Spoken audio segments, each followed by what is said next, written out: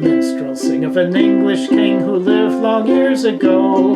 He ruled his land with an iron hand, but his mind was weak and low. He used to hunt the royal stag within the royal wood, but better than this, he loved the bliss of pulling his royal pud. He was dirty and lousy and full of fleas, his terrible tool hung down to his knees. God save the bastard king of England.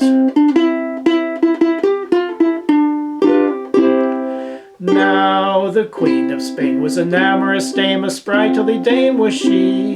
She longed to fool with his majesty's tools so far across the sea. So she sent a royal message with a royal messenger, inviting the king to bring his ding and spend the week with her.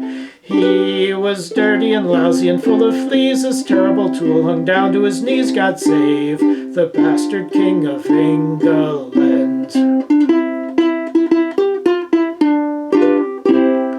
When news of this reached Philip of France, he swore before his court, "The queen prefers my rival just because my dork is short." So he sent the Duke of Zippity-Zap to slip the queen a dose of clap, to pass it on to the bastard king of England.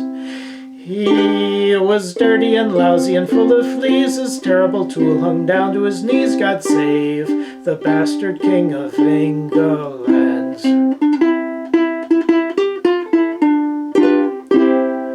When news of this foul dastardly deed reached fair Windsor Hall, the king swore by the royal whore he'd have the Frenchman's balls. So he offered half his kingdom and the whole of Queen Hortense to any loyal Briton who would not the king of France.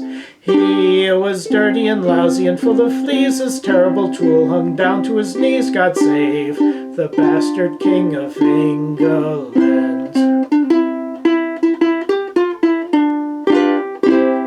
So the loyal Duke of Essex sure betook himself to France. When he swore he was a fruitier, the king took down his royal pants. Then around his prong he tied a thong, leaped on his horse and galloped along, dragging the Frenchman back to England. He was dirty and lousy and full of fleas, his terrible tool hung down to his knees. God save the bastard king of England.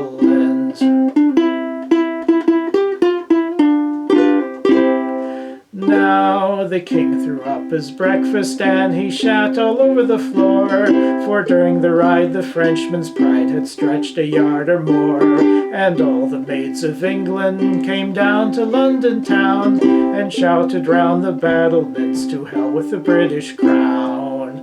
So the king of France usurped the throne, his scepter was his royal bone. All hail the bastard king of England.